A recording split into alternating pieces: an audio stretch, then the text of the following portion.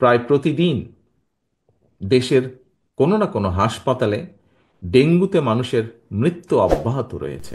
বিএনপির ভারপ্রাপ্ত চেয়ারম্যান তারেক রহমান বলেছেন, প্রায় প্রতিদিন দেশের কোনো না কোনো হাসপাতালে ডেঙ্গুতে মানুষ মারা যাচ্ছেন।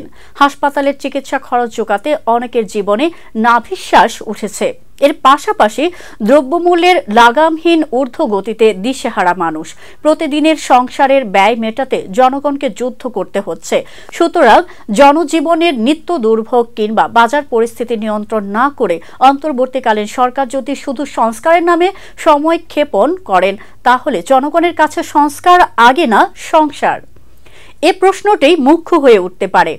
রোববার বিকেলে রাজধানীর ইঞ্জিনিয়ার্স ইনস্টিটিউশনে এক আলোচনা সভায় ভার্চুয়ালি যুক্ত হয়ে প্রধান অতিথির বক্তব্যে তারেক রহমান একথা বলেন।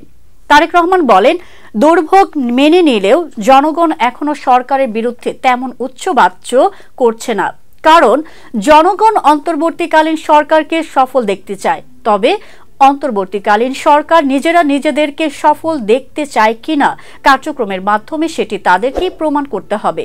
সরকার জনগণের সামনে তাদের আগামী দিনের কর্মপরিকল্পনার রোডম্যাপ ঘোষণা করলে এটি একদিকে জনগণের কাছে সরকারের স্বচ্ছতা এবং জবাবদিহিতাকেই নিশ্চিত করবে, অপরদিকে প্রশাসনিক কার্যক্রমে গতিশীলতা বাড়বে বলেও জানান তিনি।